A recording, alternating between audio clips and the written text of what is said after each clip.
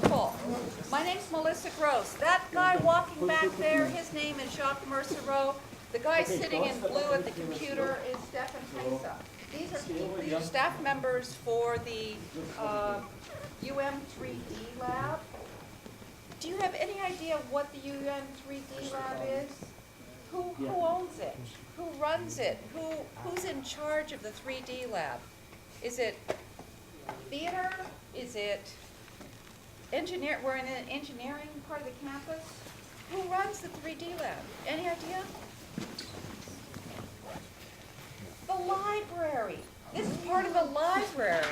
Okay, now that's something I'm going to ask you to put in your back pocket and think about. But it's a really good peek at maybe what the future of libraries look like. This is part of the U of M library. Okay. So what I want to talk to you about is motion capture.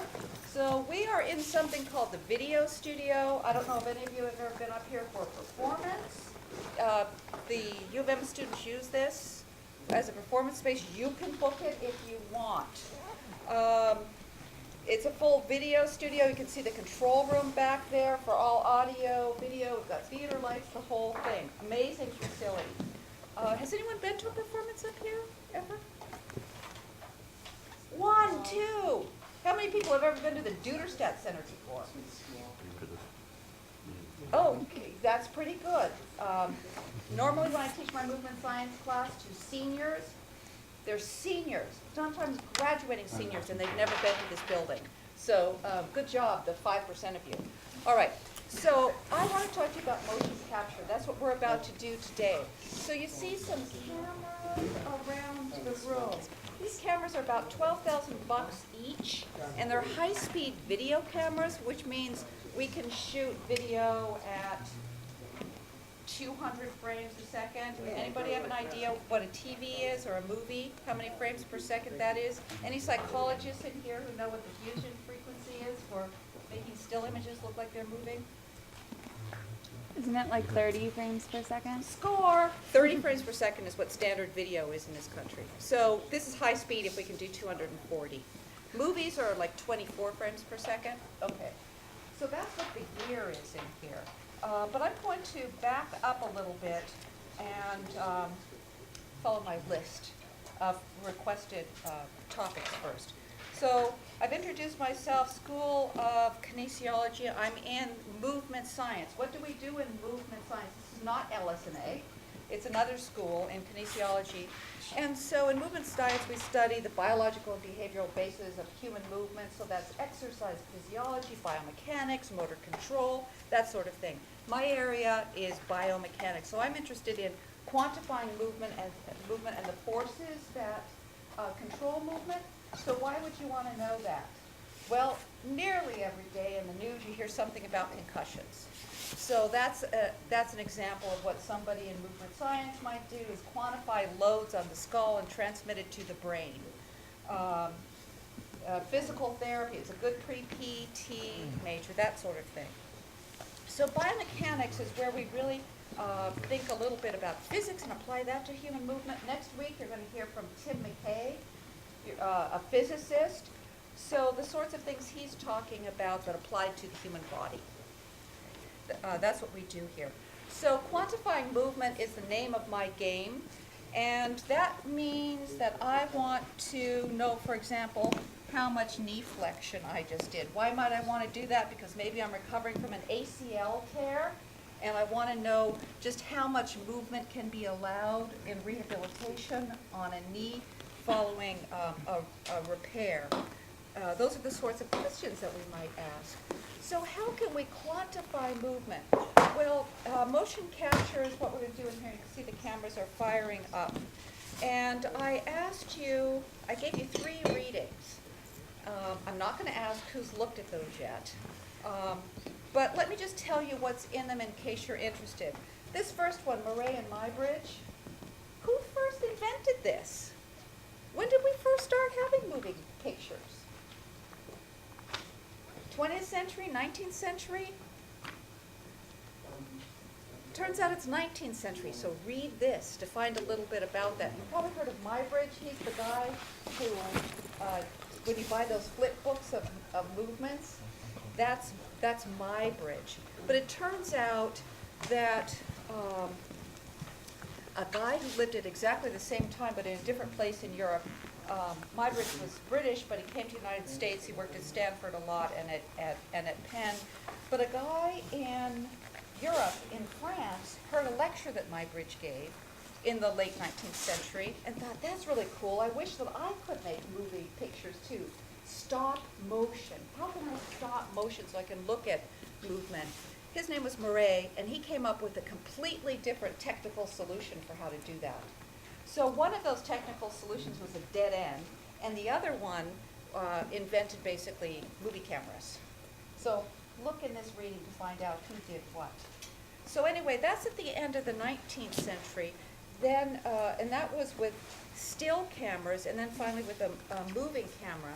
So let's fast forward 100 years and look at motion capture video cameras. By the way, when I was in graduate school, we didn't have high-speed video, so we used film. So just in my generation as a scientist, the technology has completely changed. So what we're going to do is put markers. Christian, you look beautiful. Oh, thank you. Yes, here he is dressed in a motion capture suit, and he has little markers on them. What are those silver things on them? People call them sensors, but they're not really sensors. They're just little styrofoam balls covered with retroreflective tape. So retroreflective tape, that's what's on your running shoes. And what that does is when a ray of light hits it, it bounces directly back into the camera, which is why it's called retroreflective. So when Christian gets out here in the space, he's just going to look like a bunch of white dots moving around. And these cameras are going to pick up that motion 120 times a second. Okay? That's what motion capture is. So if you want to find out how you get 2D video images to spit out three-dimensional coordinates, x, y, z coordinates of each of these markers 120 times a second, look at the second reading. That's there for some of you who might be interested in the technology and how it works. We're going to take him out in space? Okay. So these cameras are calibrated, which means Stefan put a known object. Do you see this triangle here, and it has 4 dots on it? Well, that sets up an x, y, z coordinate system for us. So the cameras learn a reference frame here. We take that out, we put Christian in, he's an unknown object, and then it solves for the location of all of those markers. That's basically the shorthand version for how the technology works. So we're going to see Christian out here in a moment. So far I've gotten you to the point where we have just a great big Excel spreadsheet that has, I think, 42 times 3 columns. If there are 42 markers on him, times 3 coordinates x, y, z, and then hundreds, maybe thousands of rows, one row for each 1/20th of a second. So we've got a giant Excel spreadsheet of numbers. That seems not so interesting. So in movement science, what's interesting to me about that is I can take those numbers and turn them into knee angle, knee velocity, trunk rotation, whatever it is I'm interested in as a scientist, in a clinical, a rehabilitation, or some kind of basic science, to answer a basic science question.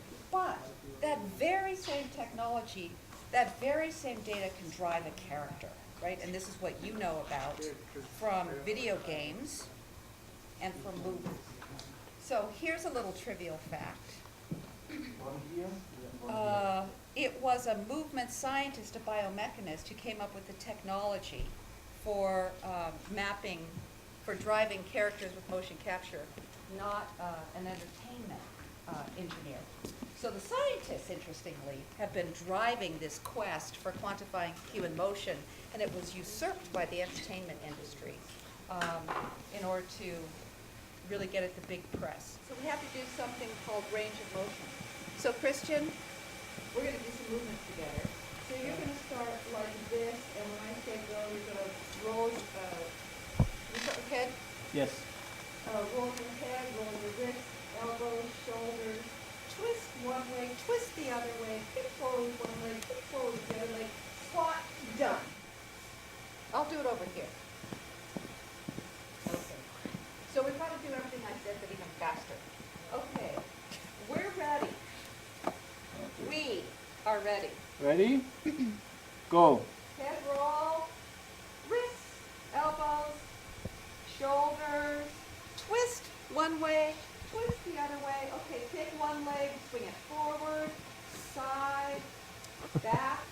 Oh, that's the wrong way. Okay, other leg forward, side, back, squat, and up. Ooh, listen to those knees. Good, rest. We may have to do that over again because I didn't hear you properly. So now the software is trying to solve. It knows how many markers are there. It's trying to match what it saw with what it thinks Christian's skeleton should look like. So it's going to crunch away for a few minutes. Ah, we have a body. We have a skeleton. We also have an expert motion capture data processor here who's going to make it so. So you can see that one side of his body is green, one side is red, and the middle is yellow. So what Stephen is doing now is cleaning the data. That's what the students in this class are going to do. You're thinking you just want to... All right, what's wrong with this statement? It's not that. Throw like a girl, right? I mean, I'm sorry. If there are any girls in here who can throw really well, my apologies to you. But this could be overhand, right? But don't you want to have one leg out, don't you think? Just for a little bit of balance? But you're thinking you're not going to twist and throw? No, yeah. Give us a couple of choices of starting position.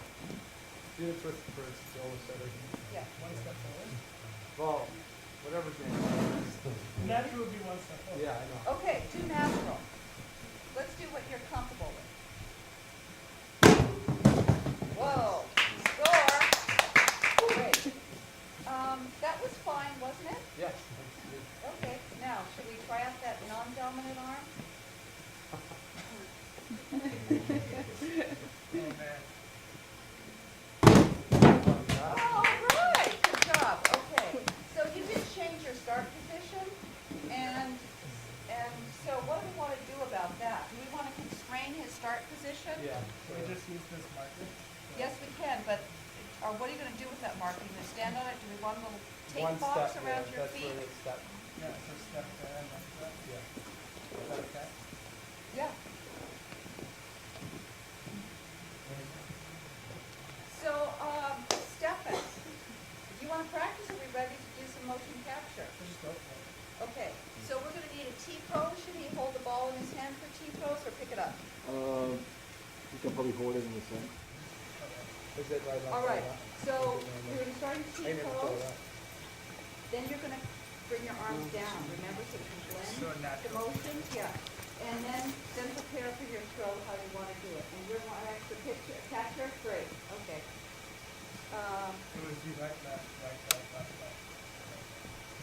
One, two, one. You said you wanted to mix it up. Yeah, right. You want to mix it up? Yeah, well, we have it down on the sheet over there. Yeah, I have it. Okay, Alex, Then speak just tell up. me which All one's right. next. You're throwing with your right arm first. Then your left. Then your right, then your right, then your left, then your left. What was that? 2 rights, 2 lefts, 2 Yep. rights? It What? goes right, left, right, right, left, left, right, left, right, left. Why? Sure, Random. It would be a good idea to just mix it up. Random. Who here wants to critique that experimental design? Well, no, it's not random. Okay, not to go public with it, but you did defend it very vehemently with that word random. So, It's not random, but we don't want you to get used to the motion. Is that what which motion then? the Not throwing motion? Yes. And we figured if you throw, say, 5 times in a row with your left arm, you're going to get used to it. You're going to make compensations rather than the natural throw. That sounds like a rationale. So why aren't you just alternating every time?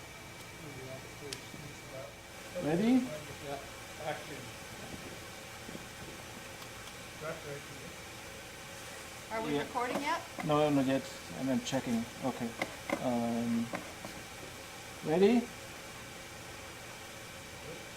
I want to hear you. Okay, yeah, I'm ready. Go.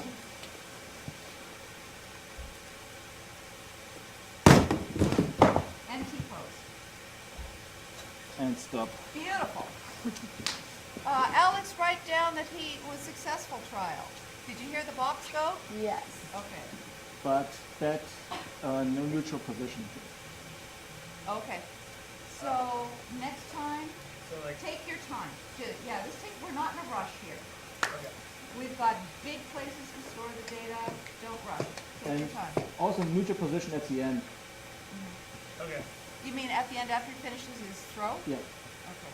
So you understand what Stefan meant there? Yeah. After your throw, come back to something plain. Naturally. Yeah. Okay. So we're gonna do that one again? I don't know. Alex, what's up next? Left arm. Well, if you Trial said we're one. gonna do it natural. That's okay. We'll get it next time. Okay. LA_01. Okay. Ready? Yep. Hold your Yeah. right left hand straight. Yeah, you want your hand out straight, so hang the ball down. Yeah. That's it. Yeah. Or put it in your left hand, but just don't hyperextend your wrist. Have your wrist neutral, like on the other arm. That's good. Yeah. Go.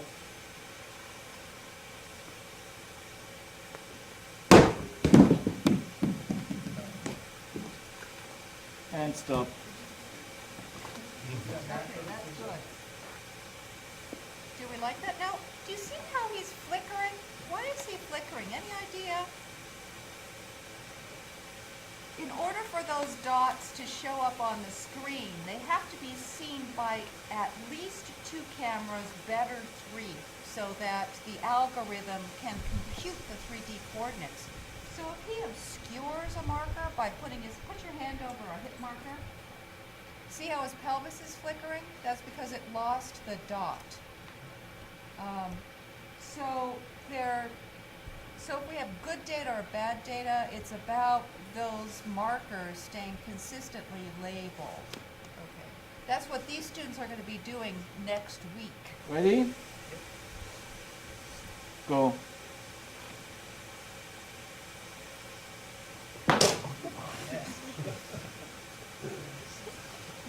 And stop. It's So not what- baseball skills like that. What do we do about that? Try it again. So what are you going to do about that in your record keeping, Alex? I wrote unsuccessful. Good job. So we're going to go on with trial 3 now. Right, so right arm, trial 3. Ready? Go.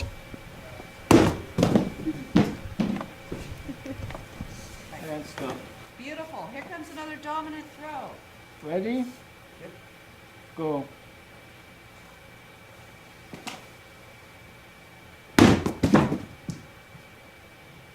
Oh yeah. Now That's it's only left Pretty arm, successful. trial 2. For each arm, 5 successful, 3 times.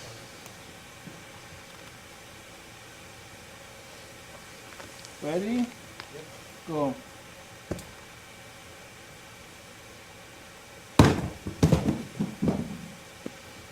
And stop.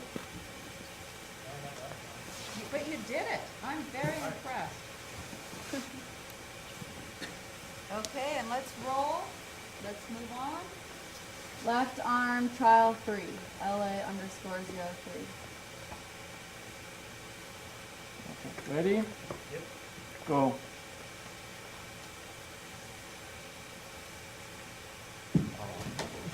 Okay, we're going to pretend that never happened. And stop. Moving on.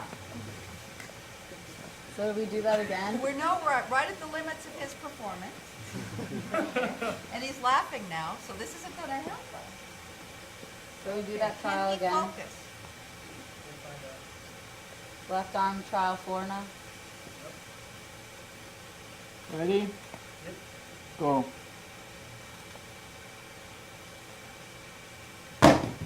Yes. Okay, good job. Now we have And a stop. right and a left, and then we're done? Right left, right left. Oh, 2 more. So Left where are- arm, trial 5. I'm talking to the world here. Ready? Go. He gets another tripod. So why do you Stop. suppose those markers are where they are on his body? Is that arbitrary? Could we put those markers anywhere? Exactly. It's kind of outlining his body, isn't it? But those Left arm markers trial are- 6.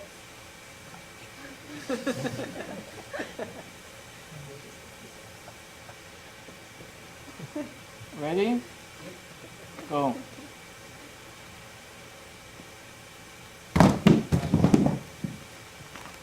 She can catch. And stop. You know that throwing like a girl thing I mentioned before? That not a skill. Our Right lady arm of Fatima, trial 6. 8th grade volleyball was the last time I had to get a ball anywhere. Okay. Ready? Go. Oh yeah. So this might be the very last trial And coming up, stop. right? Yep, left arm trial 7.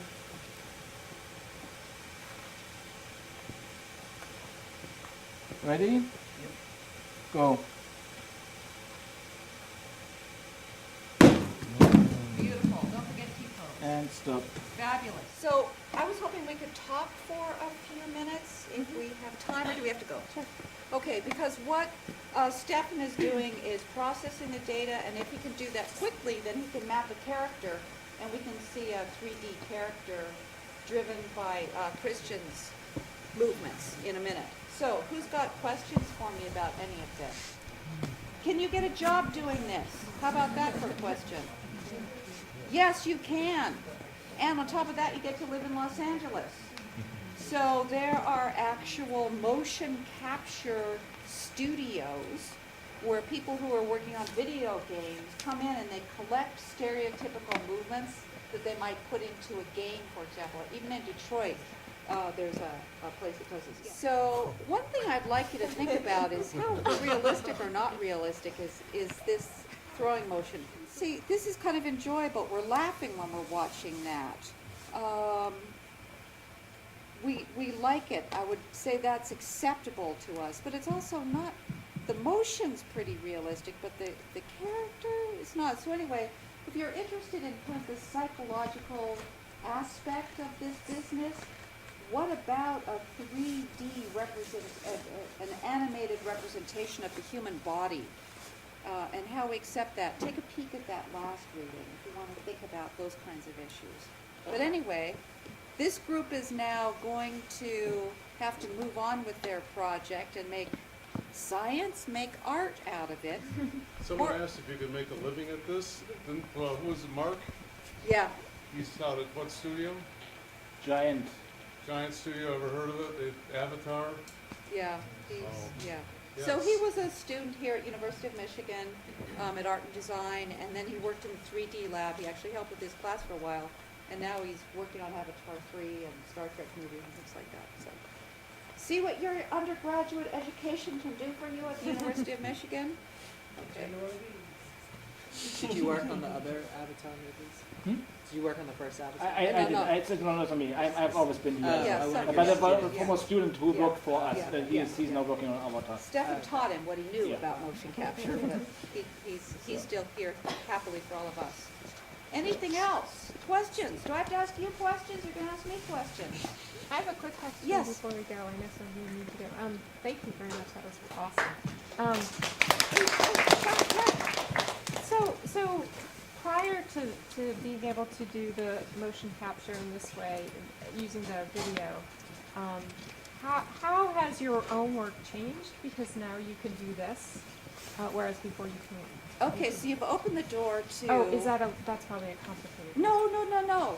It's just when I started, there weren't video cameras, so we had just film cameras. Uh-huh. So I actually did my dissertation on cat paw-shaped response. You put a piece of tape or a snow plod on your cat's paw, it tries to shake it off. I won't get into why that was my dissertation topic, but it was. So we had to hold the cat up perpendicular to a movie camera, get the paw shape to go, and then I went into a little dark room and digitized by hand, one frame at a time, touched the hip joint, touched the knee joint, touched the ankle joint, touched the toe, like, I don't know, 850 times per trial by hand. Then enter, I mean, the Mac wasn't even born yet when I was doing this. So it went into something called a VAX computer. Anyway, so then as I was going into my post-op days, then high-speed video came to be, but that was major expensive, so it wasn't available. So just since, just within a 30-year period of time, we've gone from high-speed camera and hand digitizing with film that I had to get processed. I had to drive my film to a lab in Los Angeles where they used to process Vietnam War footage. Because in the Vietnam War, they took all of those images with film, not video, with film. So I got it processed there in Hollywood and then hand digitized it. So 30 years, it's come from that to this. Anybody know where it's going from here? What comes next? Are we going to be doing motion capture like this for the next 30 years? The answer is no. What are the two ways it can go? Wearable sensors, that's coming right along. Little motion measurement units that you can tape onto your body parts, that's coming right along. And then finally, what's left? No markers at all. Motionless motion capture, where you just take the volume of the person and then figure out what the skeleton is inside that volume. So what you're saying now is going to last for a decade, maybe? And then you might be leaving the technologies for what's coming next. But